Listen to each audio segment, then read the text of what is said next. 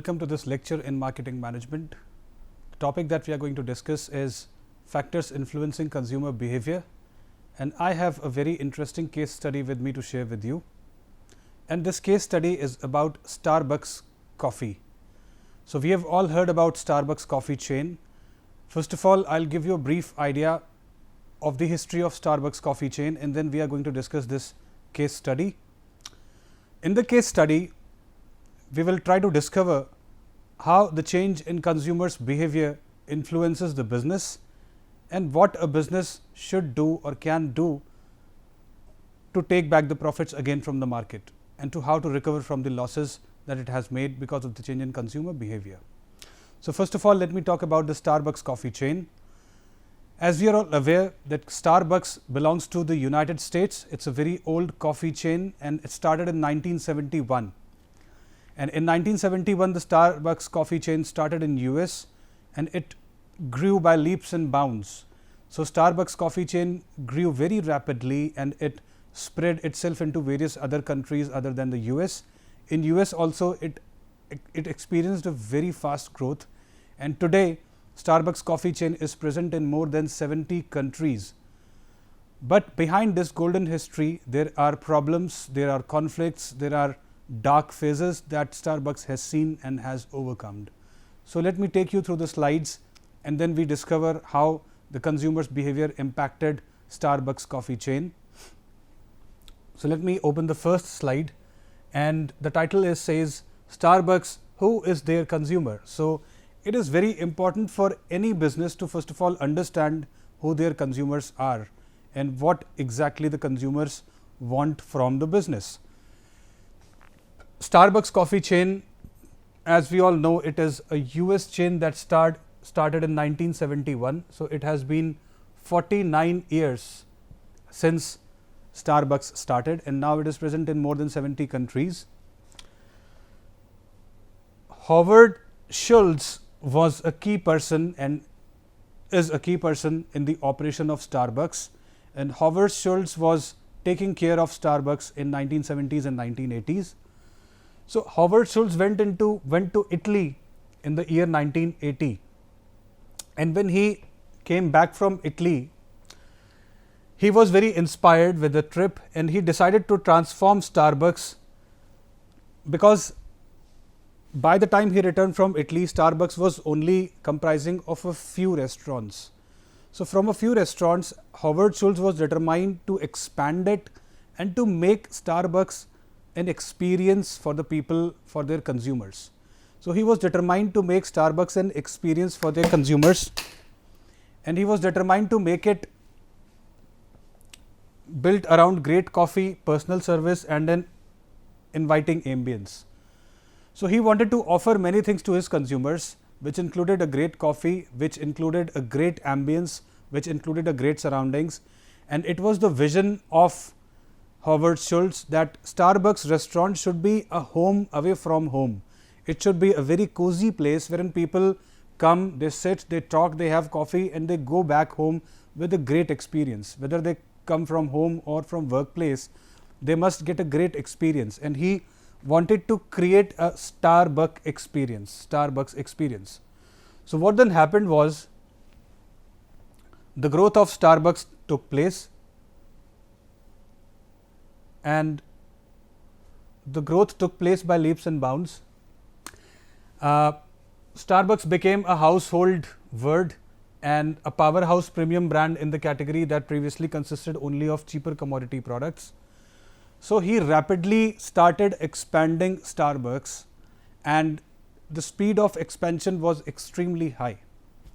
I mean, within a few kilometers stretch, there were more than 2 or 3 restaurants of Starbucks.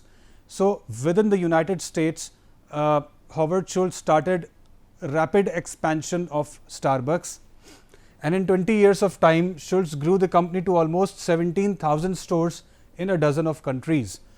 So, from 1980s to early 2000s or late 1990s, Starbucks became a household name and it spread to a dozen of countries. And from 1995 to 2005, Starbucks added US stores at an annual rate of 27%, far than 17% annual growth rate of McDonald's. So, Starbucks started growing at a very, very rapid rate, and inside US also as well as outside US also. So, we saw that by early 2000 Starbucks was present in more than 12 countries, and inside US also the growth rate of Starbucks was 27%, while this growth rate of McDonald's was only 17%. In a nutshell, Starbucks started growing at a very rapid rate. From here on, it was not only about growth, there was some downslide also which started. So, by the time 2008 came, Starbucks started experiencing problems. There were many stores in US as well as outside US, but Starbucks was not making sustainable profits. Why it was not making sustainable profits? One of the reasons was the recession of 2008. Now, we all must understand here that in the year 2008, the world was hit by a recession, and because of that recession, people's purchasing power had gone down, many people were fired from the job, and companies also suffered huge losses, banks were shut down, share market had crashed. So, because of this negative sentiment in the market, people were reluctant to spend time in restaurants, and therefore, Starbucks also experienced heavy losses because of this recession. But recession was not the only reason why Starbucks was experiencing losses. There were reasons other than recession as to why Starbucks was experiencing losses. The in-store sales were decreasing by 3%. So, the sale of the Starbucks as well as the annual growth percentage was coming down, and the total company profits dropped by a scalding 53% for the year. And for a second year in a row, Starbucks stock value dropped by 50%. So, we are seeing that Starbucks started, and then Howard Schultz decided to expand it. It rapidly expanded inside and outside US, but by 2008 it started experiencing losses, and we can see that losses were monumental because the stock prices had crashed by 50%, and as we see, the company's profit dropped by a scalding 53%. So, this is monumental and huge loss, and this was happening because there was a shift in the consumers which was taking place, which Starbucks management failed to notice. So, because the people's sentiment with Starbucks were changing, and because the Starbucks consumer base was shifting, while the management did not take notice of this shift, they saw losses in addition to recession. Moving ahead, what was the remedy and how things were brought on the track? So, initially Howard Schultz offered different types of remedies. He did a lot of analytics, he did a lot of market study, he did a lot of study about the competitors, and he consulted with a lot of CEOs of other companies, and those CEOs had a lot of opinions to offer to Howard Schultz. But all these things were not working for Howard Schultz because he was seeing a sustainable dip in the profits of the company. So, after a while, what Howard Schultz did was he started shutting down the stores of Starbucks, and he did under the pressure of losses.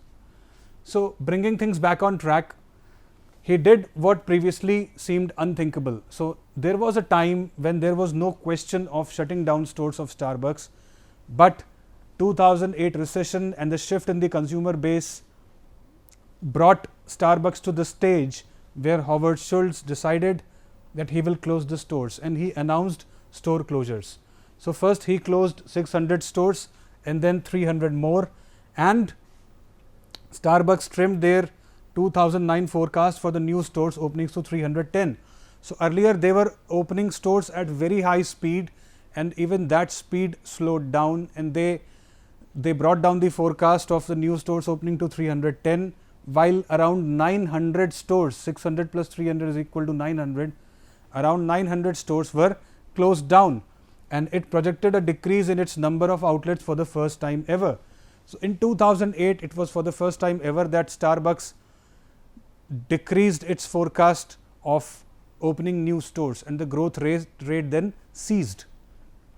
So, this was heartbreaking for the Starbucks management, it was heartbreaking for the consumers all around, it was heartbreaking for the marketers as to why this was happening, and everybody was blaming recession that because of recession this particular thing is happening and people do not have purchasing power. So, they are not able to visit Starbucks and they are not able to spend much time. While the reason in addition to recession was also the shift in the consumers base. Now, earlier the consumers of the Starbucks, in its early stages, the profile of those consumers were different. They were wealthy consumers, they were consumers which were more professional, they were consumers which would like to dine in that Starbucks restaurant, sip coffee and other things and discuss business over the coffee. While over a period of time, two things simultaneously happened. First, those consumers who were wealthy and who were professional, they were replaced by other set of consumers who were not so wealthy and who were not so professional and who wouldn't sit in the Starbucks to discuss business. So, this particular shift happened in the first place. In the second place, something else also happened. With a large number of Starbucks stores opening all around, people started becoming bored, people started becoming monotonous, and that atmosphere in the Starbucks stopped pleasing them. So, because of the extensive growth of Starbucks and extensive number of stores available everywhere in the city and in the country and outside, people actually grew out of it. So, the lesson for the business is, number one, never stop pleasing your consumers and never stop surprising them, because if the consumers stop getting surprised, they will grow out of the business and they will become bored. Secondly, understand the profile of your consumer, understand your consumers' behavior, understand what they need at all times. So, therefore, consumer research is something which is needed at all times, and Starbucks perhaps failed in doing consumer research, because of which the consumer base shifted and Starbucks management did not take notice of it. Normally, when the consumer base had started shifting, Starbucks should have taken notice of it, but instead the management did not take notice of this shift and it blamed the recession entirely for its losses, which was not entirely correct. The losses were occurring of three reasons, as I said. Number one, there was a gradual shift in the consumer base. The earlier wealthy and professional consumers were being replaced by the less wealthy and less professional consumers. Second, there were other stores also that people were looking forward to. So, in due course of time, there were competitors around and Starbucks did not offer anything new, or it even did not give any discount to its consumers, while other stores were busy giving discounts to the consumers and people were attracted to the new stores. So, while people were attracted to the new stores, while there was less time to spend in Starbucks, the profitability of Starbucks went down. Moving ahead, addressing the real problem. So, although Starbucks still charged a premium price, so as I told you that Starbucks did not stop charging a premium price. So, the coffee price was higher than the market average. So, Starbucks was still charging a premium price while recession was going on. It was no longer a special place. So, it was no longer a special place because of overgrowth. Here I would write the word overgrowth, because there were so many outlets that people were bored of seeing these outlets all the time and they grew out of it. As the recession tightened its grip and more people cut back on discretionary purchases, the problem grew worse. So, this 2008 recession was not a short term recession, it was a long term recession, and as the grip of the recession became tightened, people all the more decreased their discretionary expenditure, people decreased their leisure expenditure, and because they further cut down their leisure expenditure, they stopped further going to Starbucks, and this aggravated the problem and further brought the profit down. Compounding the problem was an increase in competition. For years, you wanted a latte, Starbucks was about only the option. So, like I said that there were other stores, other coffee houses that were also coming up in due course of time, and because they were offering discounts, because their offering seemed attractive, so the consumers, the loyal consumers of Starbucks were also going to the other stores and trying those stores out. So, this also enabled other stores to get new consumers, while Starbucks in this process lost a large number of consumers.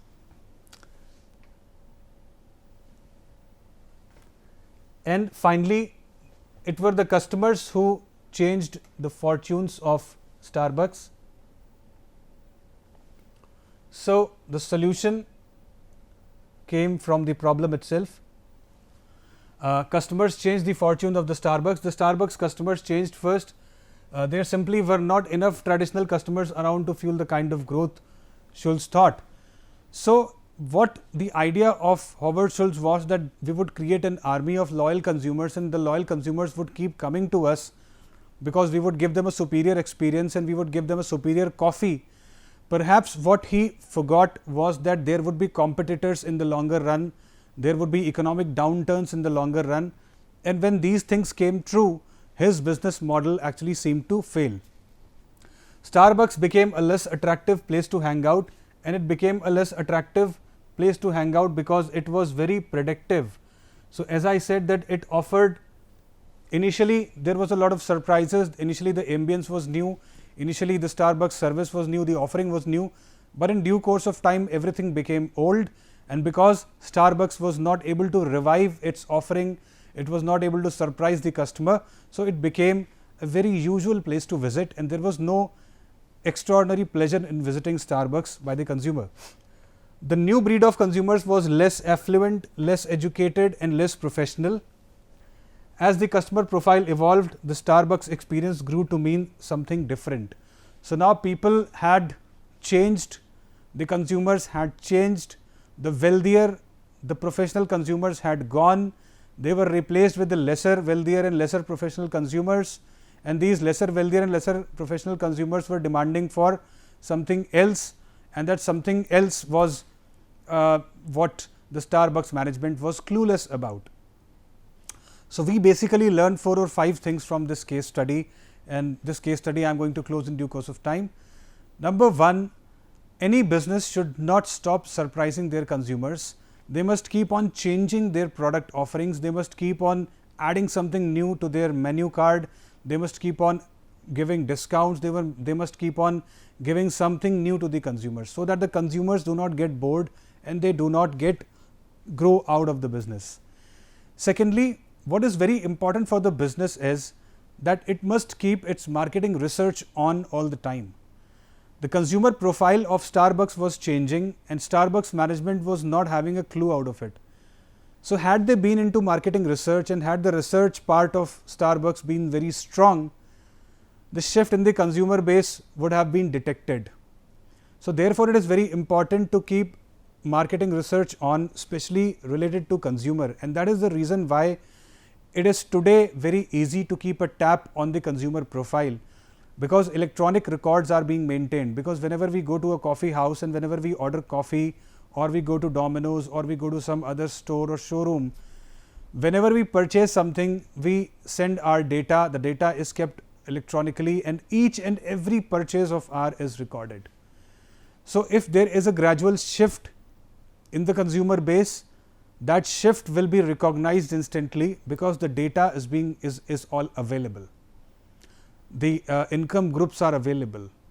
Fine. So, there are so many things which are available today which were not available with Starbucks in 1980s or 90s, because at that time data analytics was not as strong as today. So, this case study tells us that analytics as a part of business is indispensable, because through analytics you can come to know about a lot of changes in the behavior of the consumer.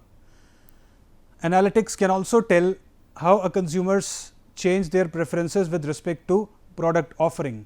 What are the prices which they are ready to pay for a particular product, and what are the prices at which they become reluctant to buy the product or service.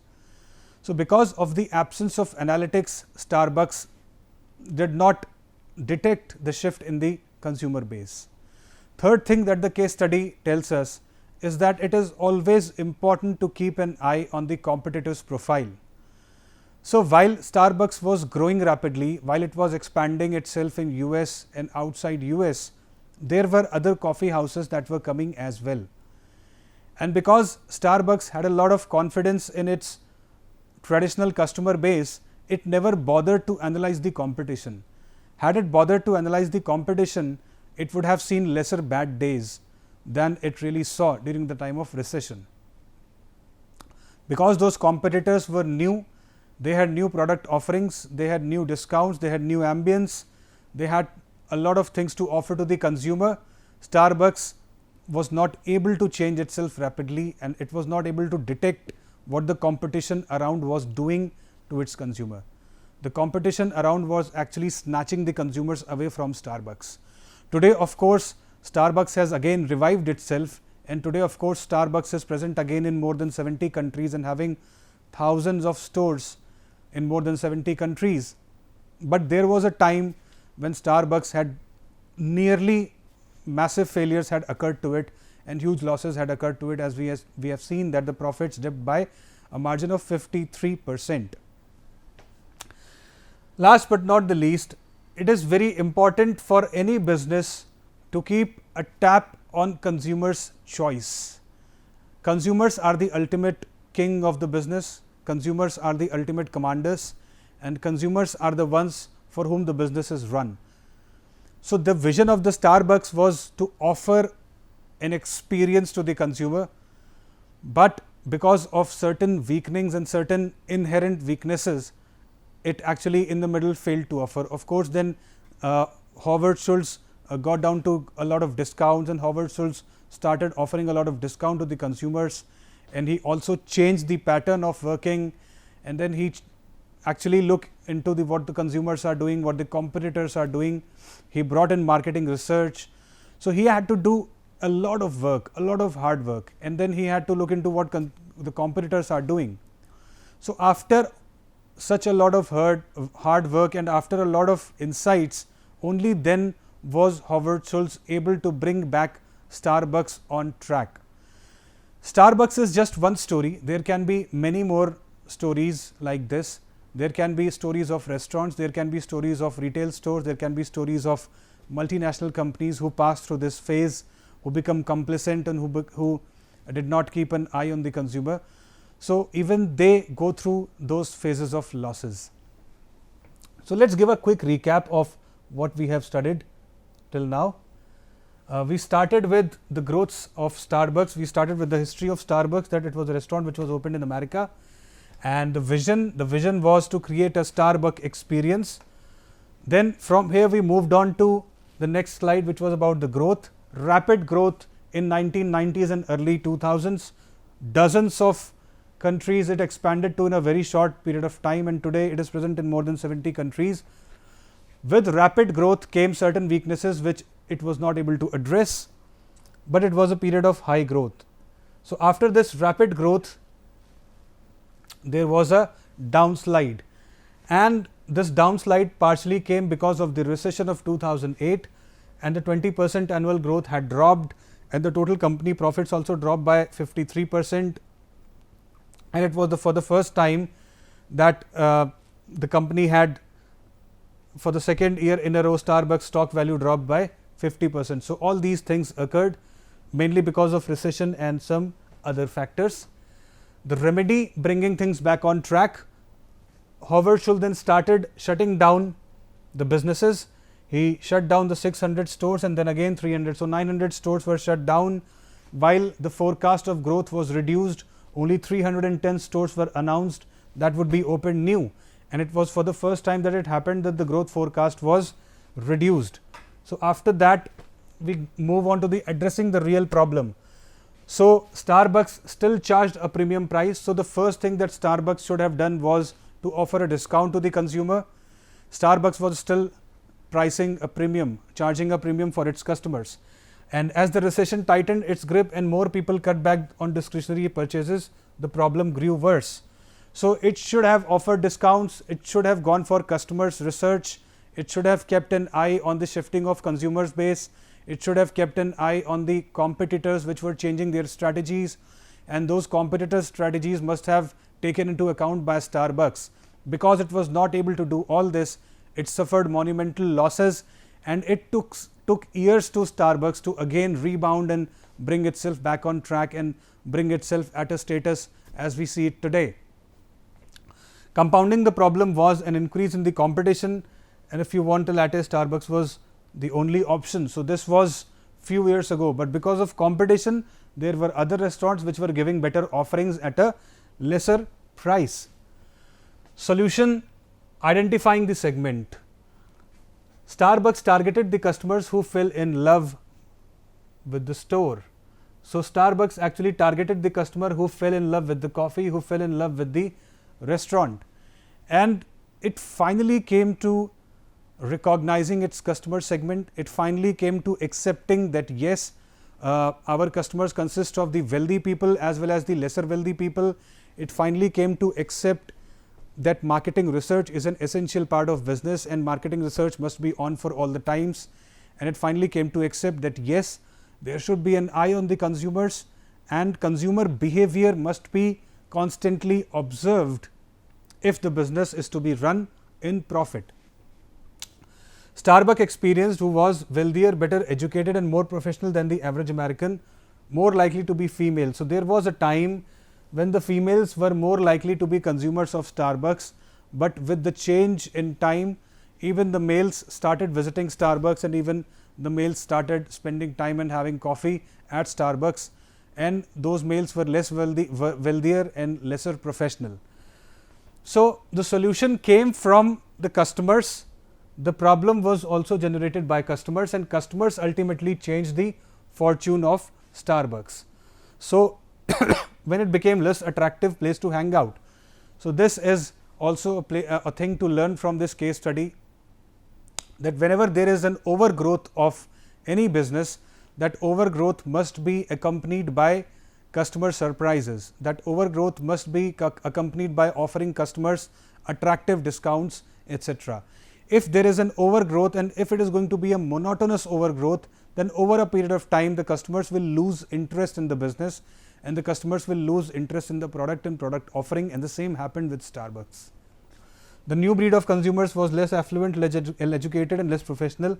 As the consumer profiles evolved, Starbucks experience grew to mean something different, and because it came to term with the new something different, because Starbucks ultimately accepted the fact that things has changed and Starbucks also has to change according to the market and according to the people's choices, it was able to sustain itself. So, therefore, there are a lot many things to learn from this case study. I would once again recap the main 4 or 5 lessons or the takeaways from the case study. The first takeaway being, if there is an overgrowth in the business, that overgrowth has to be accompanied with customer surprises.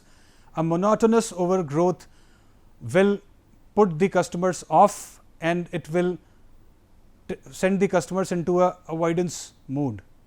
Secondly, there must be an eye on the competition. If the competitors are offering something new, the business should also adopt newer strategies to keep the customers hooked or attracted to the business. Third, consumer profiles keep shifting because of change in time and because of change in the business strategies.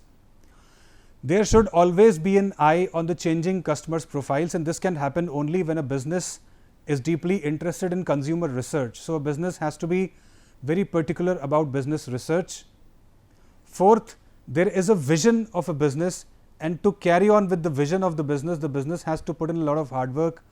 And when losses happen, and when the losses happen in the monumental size, or when the losses happen of the size of what a Starbucks experienced, it takes a lot of time for the business to bounce back, to come back to its original status.